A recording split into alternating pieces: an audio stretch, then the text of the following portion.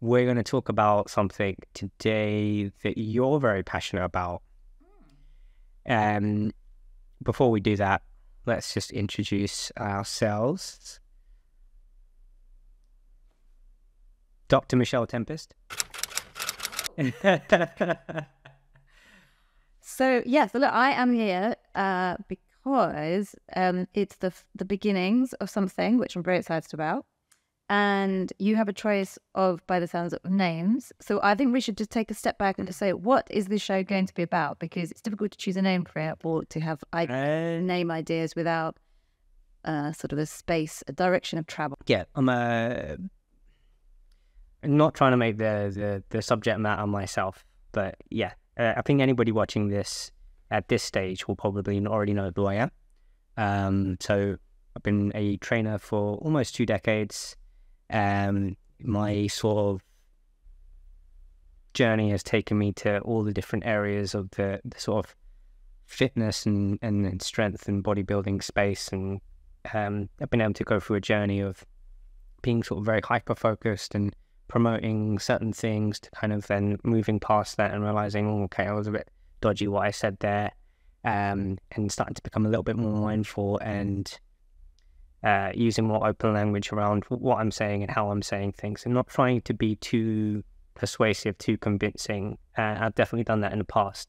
So I can see how being well-intentioned, but also using sort of your charisma and your conviction can like sell people on stuff. And I now have people from years ago coming up to me and saying, oh, I remember when you told me XYZ and I still do this to that day. And in my head, I'm like, oh, stop doing that immediately.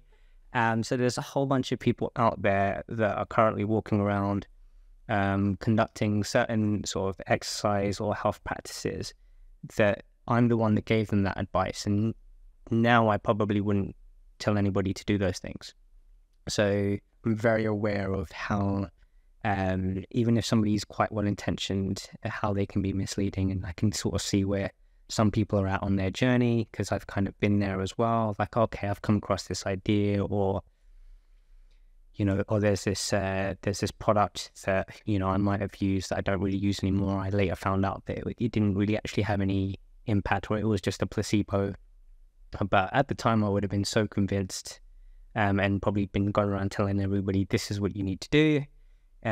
So yeah, anybody, including myself, having done this for almost 2 decades, can fall into the pitfalls of, you know, product marketing, and just getting some clarity on it, and so you're not wasting too much of your time and money and energy. But you know, placebos help as well. So if it kind of gets you moving forward and heading in the right direction, it's not necessarily a bad thing in the long run. And to that note, I think all of the different things that I've kind of fallen into the pitfalls of have led me to wherever I am today.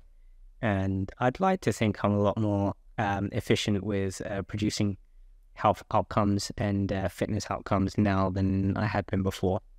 But who knows? Check back with me in a year and I'm sure I'll probably be able to tell you there's a bunch of stuff that I think now that's completely wrong. But to summarize that, it would just be like, I would summarize that as being inquisitive about outcomes. I'm going to put that as maybe a pitch for kind of a third header. I don't think people are going to like it, but I'll explain why I quite like being inquisitive about outcomes. Is because you've just described a journey where your intent has always been good. So you've always intended to help people be more physical and be more active in life. But then sometimes when you try something, you realize, you know, but it takes time to work out. Actually, it's not delivering the outcome which you desired, which was to help people, you know, get stronger or get fitter or to deliver whatever it was with their personal goal. So that's going to happen in life. And I also don't think that we should shy away from kind of new products because we don't know their outcome yet. I think that's the beauty of a podcast such as this, that we can get inquisitive. But the creativity, the space that you're offering through doing this is around, you know, actually maybe coming to that kind of outcome decision perhaps sooner than you might have done in the past, because we can, in modern day times, we can actually ask more people, how are they finding it? Is it useful? And I think it's the curiosity, inquisitiveness, and just kind of excitement around kind of what's new, what's exciting moving forwards, which I think is what the show is all about. And I just, I'm excited to sort of see what happens with it. Okay, well, that's actually a really good segue onto what I was hoping we would talk about today. So for filming this, the conversation was, what would you most be excited about talking about, if even if it wasn't podcast related, and you said you would be most excited about talking about brain health. So speaking of, what is it, the term that you just used? Inquisitive about outcomes. Yeah. We're being inquisitive about outcomes. First off, if you saying or me saying brain health, or you saying brain health, what does that actually mean? I'm sure it means different things. Yeah, it's quite a broad statement. So it's a massively broad statement. I can say my personal sort of passion or desire with kind of brain health is to get people to be inquisitive about what's in their inner thinkings. So, for instance, I think we're in a lot of modern day pressure to be very sort of external and to be outward facing, as I'm saying, this is who we are. But actually, it's what we say to ourselves in those sort of moments of peace and quiet that is so important. And actually, that's probably going to lead you to a direction of travel throughout life. So just as, for instance, there's a new focus now on those sort of very, very early years, so between sort of 0 to 10 years old, where your brain is developing and you are surrounded by people that you start to copy, just as, all animals do. We copy other people's behavior. And then throughout life, you're always trying to think, what are healthy ways of thinking? So I suppose for me, healthy thinking is in a moment of peace, or when you're actually your inner thoughts. What are your inner thoughts when you're facing either happiness or indeed times of challenges? Okay. So the sort of, I suppose that's more the mental health aspect of it. If we were talking about it from the physiological aspect, what would we then be sort of, how would you then describe brain health in within that realm? So I like the analogy of your brain is like a block of marble. And throughout life, the beauty of your brain is that you can chip away at it and sculpt whatever image you want to sculpt. So some people might want to sculpt, like a big, beautiful kind of Greek god. Other people might want to sculpt something completely different. But the beauty of it is that actually it's through speeding up connections and through getting connectivity, just like it is chipping away at a big block of marble, that actually creates the beautiful shape. So it's not, so the brain is always evolving, and you can always create your own, your own connections within it. Is that, so that is the term, when we're talking about neuroplasticity, is that what that term is related to? Yeah, that's exactly what it's related to. Right, okay, good. But neuroplasticity is always sort of thing, what does that mean, right? It's quite a buzzword. I like it. I really like the sound of it. And I like the idea that we have that capacity to sort of consistently shift and change the brain, whether it's through that sort of inner work, through our thoughts, or whether it's through the more physiological aspect. So on both ends of that spectrum, you're able to influence positive change, hopefully, and obviously negative change can occur as well, and it does. So speaking of like positive change, and if we were talking about the mental health end of the spectrum, what sort of services within the wellness space right now would you like, if you were to pick one or up to three like different services within the wellness space that you would say to people, like, these are the things that you should be looking at to help improve your brain health, what would they be? I'm actually going to pick something that's not there. Okay. Something which I'd like to see develop. So let's call it neuroplasticity wellness, right? Because you sort of said it's around creating things, and that can be around a wellness connection, which could be physical because the mind and body are interlinked, and it could be within your brain, and it's also what you say, and so your own internal and external narrative. And of course, one of the things which is not there as yet is indeed what we're doing, right? Which is social media safety. Oh, now that's Okay. Right. Okay. because what we have in social media is we have all sorts of things that bombard us with information and bombard us with, could be adverts, and it could be, you know, a second narrative of something. But the question is it healthy? And as yet, because at the end of the day, social media is still quite new in the world of, you know, human brain evolution. We don't really know what we don't know. So again, going back to that inquisitiveness, the question is, what are we bombarding our minds with? You know, and scrolling through, or indeed, as some people call it, doom scrolling through social media. How can we ensure that that's creating a more healthy narrative to ourselves? Now, I think there's an option to which it could create a healthy narrative, but I'm not sure that that's the direction of travel which we've currently gone down. So, for instance, I'll tell you what my social media has been telling me of late. I know everything there is around Taylor Swift's love life, probably. Okay. Is that healthy? Is it not? Is it benign? Yeah, it's probably none of it. It probably is irrelevant. But I have to sort of say there is an element of me that wishes, and you know, look, I'm a Taylor Swift fan, right? So, but there's an element of me that sort of says, if every Swiftie out in the world kind of used that mind capacity or capability, or even if Taylor Swift sort of said, look, use 13 seconds of your time for something good, because she likes the number 13, or 13 minutes, 13 seconds for something good, that would be a force for good on social media. Well, okay, Taylor Swift. Didn't think it was going to go there. No, I didn't think it was going to go there. My social media at present is sort of filled with something else that I'm not going to talk about. Because it's quite divisive at this point in time, and I'm very aware when I'm scrolling through, whether it's on X or whether it's on Instagram, and I'm seeing all these different sort of posts and videos, and I think you can still call them tweets, to be fair. Okay. Because you can't call them X's. It's weird. I'm very aware, like, okay, I know what I'm consuming here, and I'm still somewhat aware of how it might be impacting my sort of mental health, like, because it's quite a dark subject matter. Right.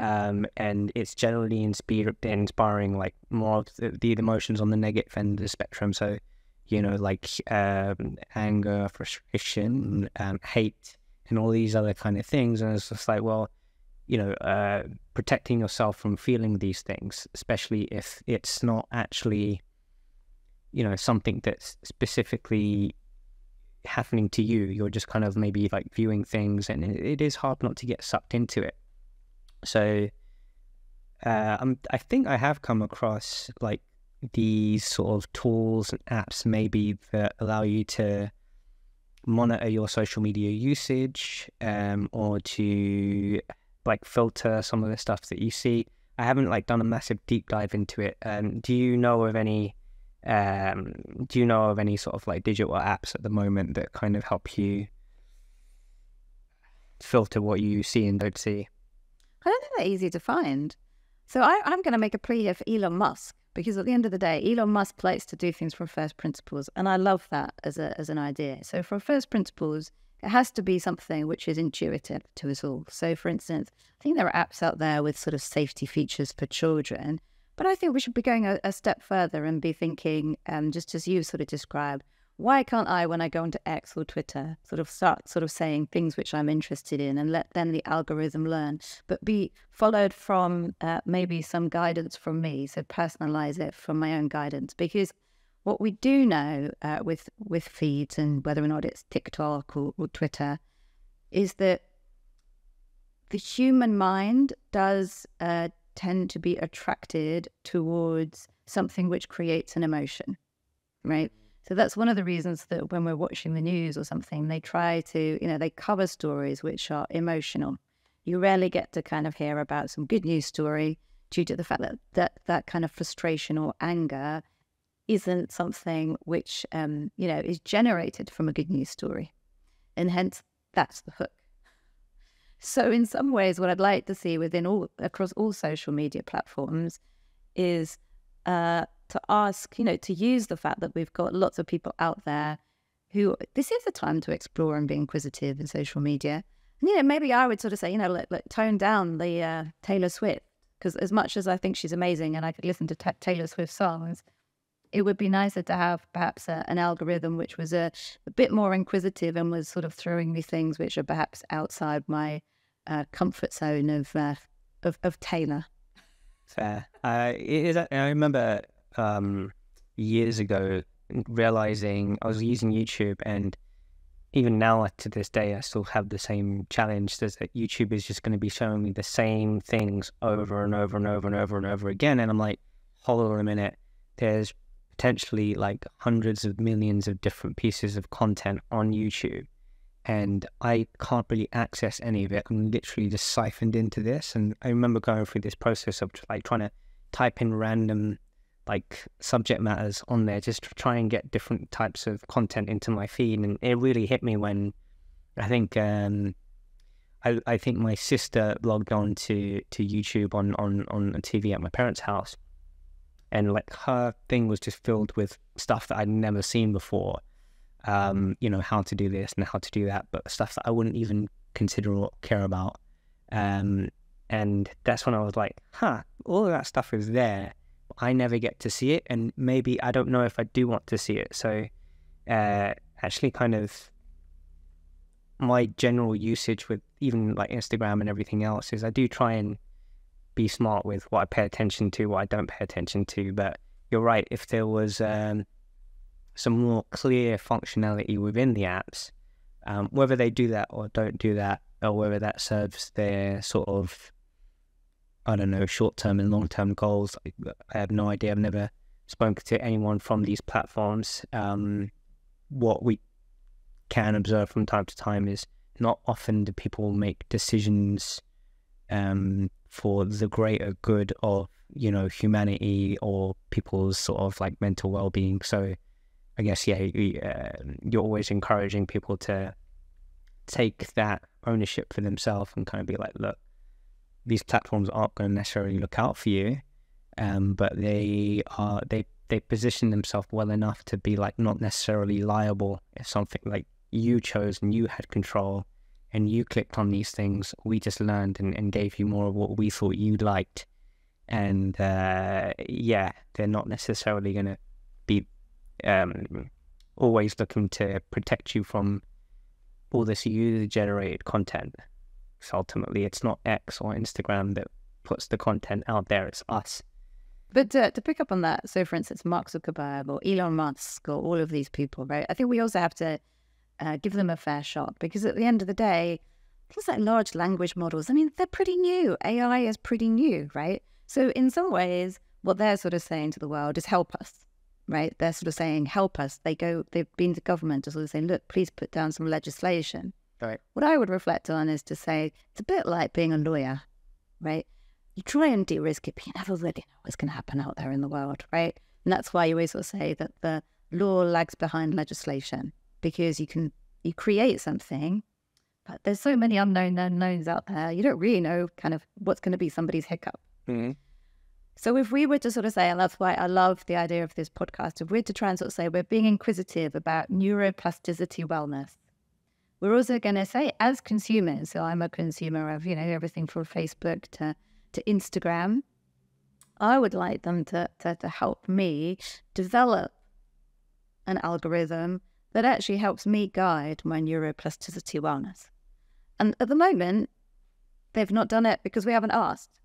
So I'm asking here and now on this show. It's a good ask. I like that. Okay, so shifting over to the other end of the spectrum, which is the sort of more physiological end. When we're talking about brain health, are there any sort of products that you've come across that you would think are useful to the everyday person in terms of helping them improve their brain health? Or even if it's not necessarily products, but I suppose, services or activities that people can invest in to get better outcomes on that end? So I'll probably highlight two things. So first would be thinking of that link, and we've said this link before now, about mind and body. So there's obviously a link between trying to think about what is healthy for you as an individual, because that's actually also healthy for your own mind health, brain health, mental health, however you want to put it. So there's a link between physical health and mental health. And it's there, which kind of, connects your brain to your body and your body to your brain. And, your body starts saying, oh, I quite like it when you look after me, and you should say thank you. So there's definitely that, and that is evidence-based. And then I suppose the other thing, which I would just sort of feel fits quite nicely with this conversation, is around thinking, who do you spend time with? And there is evidence out there to say that the 5 people that you spend the most amount of time with are influencing you perhaps more than you know. Right. So there is pretty good evidence out there to say who you marry, for instance, is something which impacts your brain, your mental wellness more than anything else. And it's exactly the same within all relationships. So it's thinking around, who are your friends, who are you interacting with, think about your relationships with your family. And that's something that I think we can all do to reflect upon, to think, actually, who are the 5 people that I'm spending the most amount of time with? And how are they influencing my own internal narrative? Mm. I suppose, that's... I think anybody can probably stop at this point in time and kind of think about, you can think about 5 people, or even if it's 2 people, right? And there's definitely, I'm sure some people listening right now are thinking about some people that maybe drive them up the wall. Some people, hopefully, that they really enjoy. For me, that's quite an interesting one, because the people that I spend most of my time around are actually the people that I work with. So whether that's the other people that work in the gym that I work in, or whether that's my clients that I deal with one-to-one, I definitely observed when things are not right in a number of my clients' lives, even though they're not my issues, the sort of overall weight of that can weigh down on me a little bit, and it can impact my sort of mental well-being. So when we're going through this sort of phase of, everyone's kind of everything's fine, no one's got massive issues, it's great, and then everyone's just focusing on the training, and the training's going well, all fantastic. When the training will often basically get disrupted by a number of personal issues that people are facing, and that tends to happen never really in isolation. You always get 4 or 5 people at the same time kind of dealing with stuff, and then you've got to adjust according to and I noticed it spiked even more during COVID, when we had the lockdowns, where interaction was so minimal, but I was still able to basically work with people in a training capacity. So I ended up getting loads and loads of time with these, I don't know, I think it was 6 or 7 individuals at the time, and everything that was happening in their lives was ultimately impacting me. And most likely the same the other way around, because probably got to know me quite well during that time as well. And it ends up being a bit of a two-way street, but okay. So you've kind of gone in the sort of who you spend your time around. Now, that's obviously a bit of a minefield, because if you're married to someone that maybe isn't so great for your mental health, again, it's a tricky situation to kind of distance yourself from that person. If you're in a job with lots of individuals who maybe aren't having a positive impact on your mental health, but you rely on that income, and maybe it's challenging for you right now to shift jobs. These are probably quite common issues for most people, and hard to change. So as a trainer, I guess, dealing with people, one of the things I look for are the easy to change or the low-hanging fruit, as we like to say, rather than thinking, okay, well, here's some big issues that we have very little control over and you haven't changed so far. What small things can I have conversations about or influence right now? And I'll kind of like leave that to the background and like find, I'm not going to give examples here because I don't want anybody to feel any way about anything that they do, but there's always going to be small changes that I can implement or help implement or get someone to agree with. And from that standpoint, I guess changing jobs and, coming out of a toxic relationship they're much bigger challenges. So if we were looking at like really small things, what kind of small things would you recommend? See, put them as big challenges, but I suppose some of this discussion has been around how can we just be inquisitive about it? So I don't think anybody in the world is going to find 5 perfect relationships, right? Whether it's work, social life, family. There's always challenges, right? Every single relationship, you've got good days, bad days, good conversations, and some really just dreadful conversations. Kind of that's the so what, right? The so what is really, it's how are you responding to them? So I'm not suggesting that, let's take a toxic relationship, take that out for a minute, because the toxic's probably always going to be toxic. But relationships are hard work.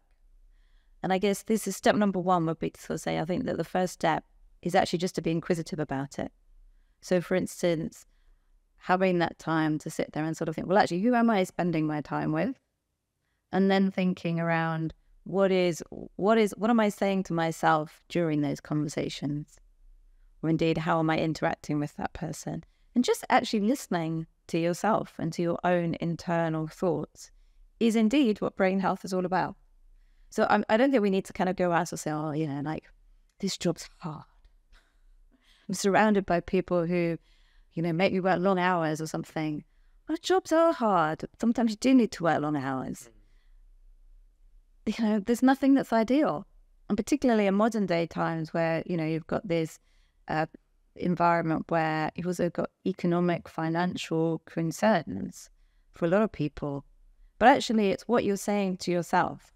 Because as soon as that kind of self-thinking is becoming toxic, I'll take that word back, but perhaps becoming more negative, you're not allowing yourself to sort of be creative, which is what you said you wanted your show to be about, creativity, to think of a new way of either dealing with that situation, or as you said, it could be eventually to sort of think you need to change your situation.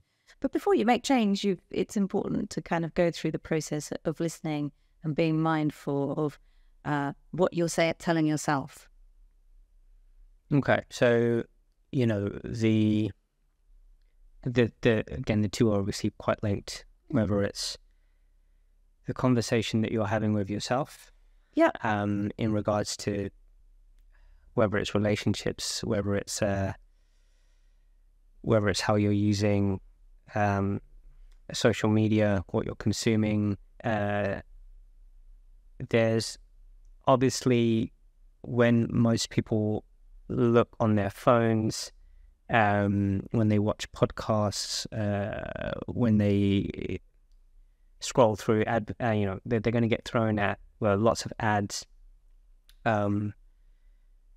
There's probably things like supplements, different types of apps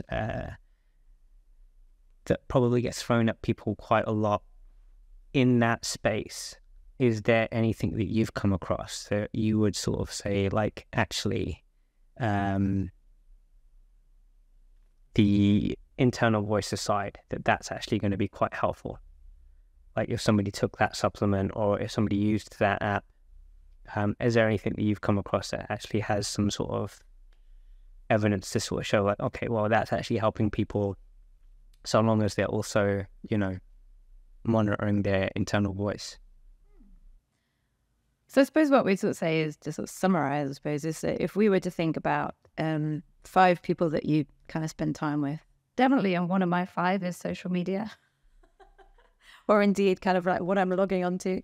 So I'm going to actually have that as like a something which I need to be mindful of. So you've got to start thinking in that kind of fifth one, because that's the one perhaps which is most correlative to what we're doing here, is, well, we have to listen to things and we have to try and make that interaction healthy to our internal mind. And it could be mind and body. So for instance, you might want to download an app that's more fitness orientated, or you might want to listen to a podcast which is asking you to be more inquisitive about yourself.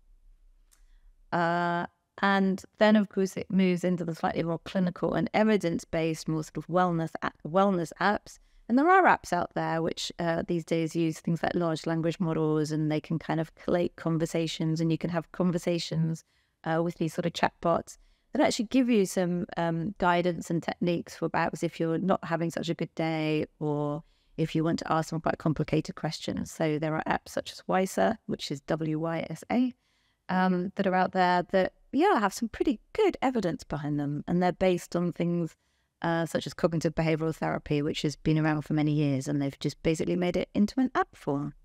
Okay, well, Wysa. And have you used Wysa yourself? I've used pretty much all of these apps, I have to say, over the years. And what's nice for me, I'm a bit of an outlier in this world, because I guess I've sort of been watching them grow and develop over time. And I'm also a bit of a geek when it comes to all things sort of artificial intelligence. And what's nice around the sort of the game, or the sort of the big shift, I think this year in artificial intelligence, is the fact of now we have got this sort of newer sort of way of the sort of large language models, which are creating a much more conversational form of algorithm and sort of artificial intelligence. And that's super exciting. I mean, as it kind of goes back to our original conversation, is you have to work out, how can you use it for good? But I think something like that, it is very exciting because it can just be much more conversational. And it's, for every time you want to make a change, you don't have to kind of go back into the raw code and actually just update something. The sort of the way that it's done is that it does it in a, it can do it itself. It can do it itself. It's amazing. All right. So digital well-being seems to be where people can kind of, at the moment, have biggest impact on their sort of mental, the mental aspect of their brain health. I suppose an obvious one for brain health from a physiological standpoint would be exercise. Exercise is obviously sort of my wheelhouse, so to speak. And the point of, how shall I say, my curiosity has always been around scale, because it's actually quite a niche area. Some people are really into it, and because of social media now, it might seem like there's like loads of people engaging in exercise, but actually the majority tend not to. Right. There's a lot of people who we're seeing more and more people engage in fitness, like a wide variety of it. More people have been encouraged to walk. This whole concept of like 10,000 steps came about, which is just this arbitrary target, but the whole intention behind it was to just get people to move more. And if we did more things like that, then they're too, how shall I put it? They're too easy almost. That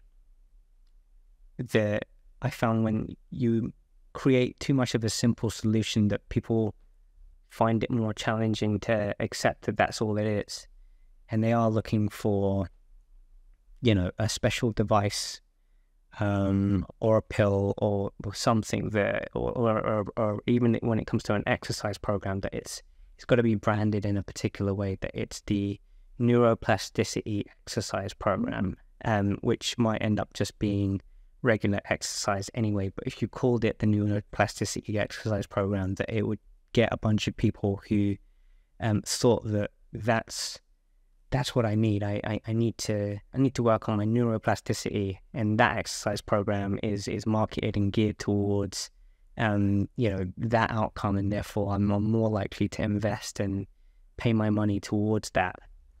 My challenge has always kind of been looking at most of these things and realizing that in principle it's all basically just exercise, and you can call it whatever name you want, but the human body can only move in so many different ways. I'm now coming to terms with the fact that things do need to be marketed to increase involvement.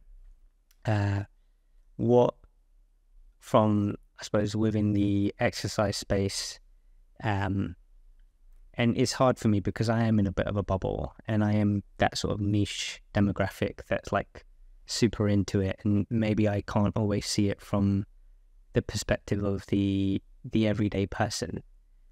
Even seeing it from the perspective of my clients who I work with, I'm sure that I'm not always super clear on how they're receiving all of this stuff or what it means to them or what they're thinking about.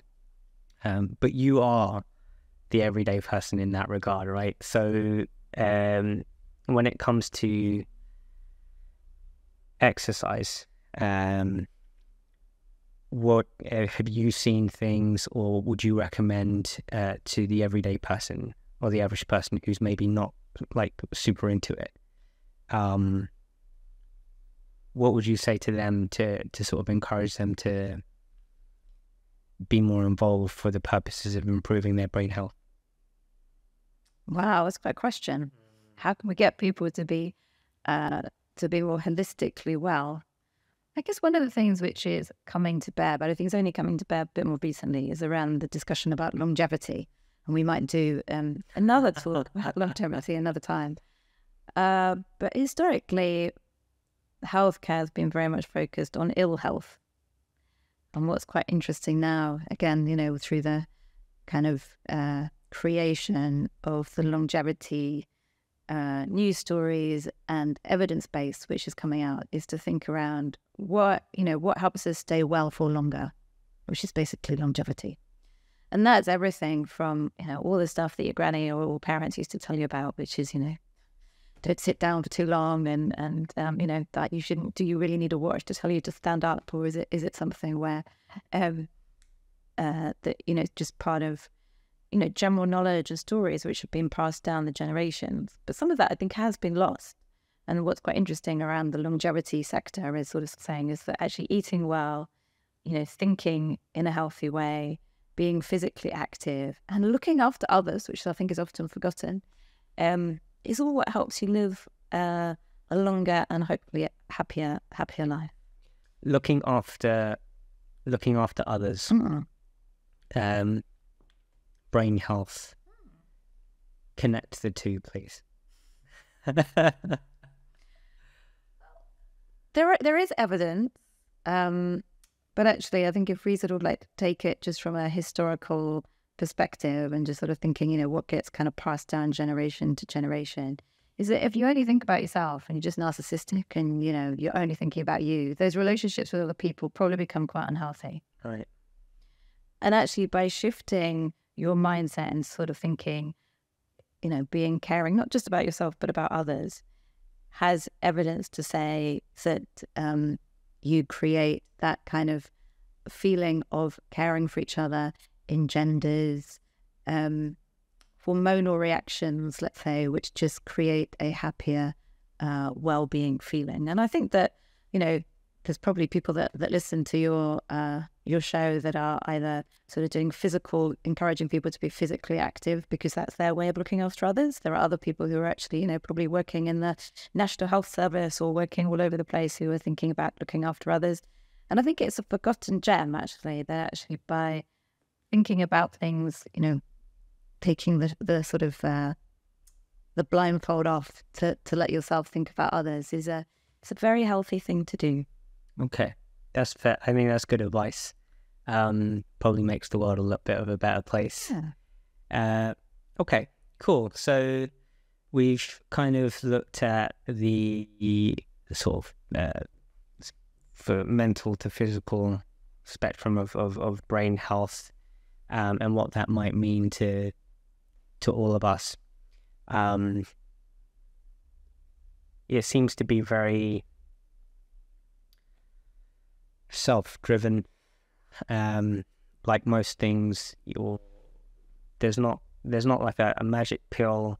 There's no magic or an app that's going to come and automatically put you in a better place. You're basically saying that we have to make better choices all by ourselves, and gradually over time our brain will work with us to improve our outcomes. Do you think that how this is probably like not an easy question to answer, but how easy or hard do you think that is on average for people to make that change? I think you're asking for a brain hack, and I think there are brain hacks. So we should never, like no one I think should be scared of hard work, but it is a challenge to kind of think to go, whether or not it's lifting a weight, right, which is extremely challenging, or it's trying to, walk through windy, wet weather, right? You don't really choose this. I know you choose to do weights, but a lot of people don't choose to kind of. No, it's fair. One of the things that I am very aware of is that some of us are just more into certain things than others, and when it comes to lifting weights and doing like training, and for some of us it's a more pleasant experience. We get a greater reward from it. It's like the slot machine thing, right?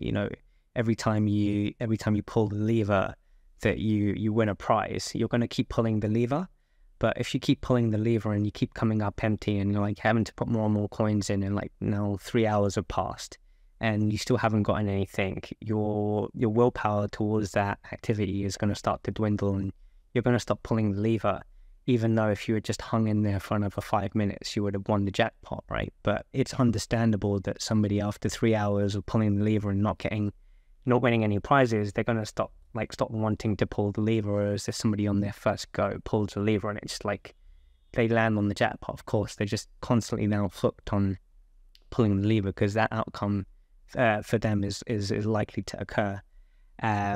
So exercise and monitoring what you it is a trick. Again, you have to put yourself in somebody else's shoes to know how easy or hard it is, which is why I understand it's quite a difficult question. Are there any sort of studies out there that have kind of looked at the level of challenge it is for the average person to change their outcomes? I'm going to summarize it with two things. And I suppose one, which is inquisitiveness, which we've discussed, and the other one, which is thinking around who you're socially interacting with. So one of the ways that you've sort of described is, I don't know, like pulling a lever or lifting something heavy. And some of those sort of things, you have to remind yourself of, how do I make it fun, right? So part of the reason that, I don't mind lifting a weight when you're around is because you make that experience fun, right? So that's a bit of a hack, right? You're sort of hacking your mind into kind of sort of saying, how can I make this experience fun? And there are two bits which I know we've discussed in the last hour, which is one, which is starting to be inquisitive. So if you get your mind to be inquisitive around the fact of, look, if I'm doing this exercise, will it create an outcome? It's not going to be immediate, right? It's not like the jackpot, you're never going to get it. There's no magic tablet, but just by being inquisitive, it frees up your mind into thinking, oh, well, I might be able to enjoy it. And the other one, which is thinking, who do I spend time with doing it? So there'll be my two summary of today's discussion. One, which is inquisitiveness, and the other one, which is think about who you're socially interacting with to do that task. Because if you're enjoying the time to socially interact with that person, you're going to do it more. And of course, that could be a negative thing as well, right? Because if you're enjoying time when you're all eating, you're all eating something which is collectively unhealthy for all of you, you probably will want to reintroduce into your friendship group people that sometimes are socially eating something healthy together. Mm-hmm. So inquisitiveness and social interactions. That can probably definitely diverge into so many tangents, but we only have so much time today. All right, brilliant. Thank you so much for that sort of overview of brain health.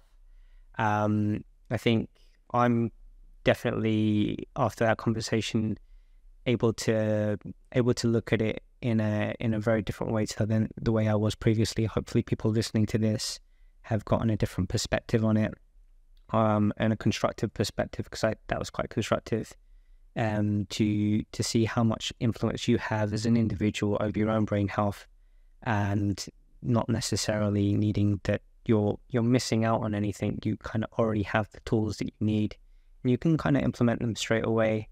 And there's definitely lots of examples I can think of for myself of late that I've done to improve my brain health. One of them, which we've spoken about before, is, I'm quite sensitive to sort of loud environments and sounds. And one of the things I've learned to do is to let the first minute pass by rather than reacting to the environment immediately. And usually if I can kind of just let it happen for a minute and sort of monitor my breathing a little bit, after a minute it just fades into the background. I tend not to notice that I'm in a loud environment. I calm down, and then I'm kind of able to engage and interact in the socials. It's usually a social environment that I'm having to deal with. And that's been massively useful to me to kind of make that shift. And that's not something that I needed to use an app for, or have my watch tell me to give me that minute, or take a pill. I did try a few different things, so like earplugs and all sorts. And actually, the most effective thing that I found was actually just giving myself that minute, telling myself that in a minute, the noise will become less bothersome, and I'll be able to kind of just be myself and relax. And so far, so good. I think that's a beautiful way to end, really, because you've described exactly what brain health is. You've been inquisitive about it, and then you've created a solution which works, and it doesn't have to be fancy. And part of that's come through the realization is there is no magic tablet, magic app, magic digital cure, magic device, but it's actually through self-discovery. And I've reminded myself that I shouldn't be sat here any longer. Do need to get up and move around. Awesome. Okay, so we'll probably see you again in future episodes. In the meantime, though, is there anywhere where people can reach out to you or find you on social media, perhaps? Well, I am on X, which is Twitter, and I am on Instagram. So I guess, feel to reach out there. I'm always under Dr. M. What's the Dr. M. Tempest? Awesome. Cool. All right. Thank you so much for today. And we'll see everybody on the next episode. Thank you.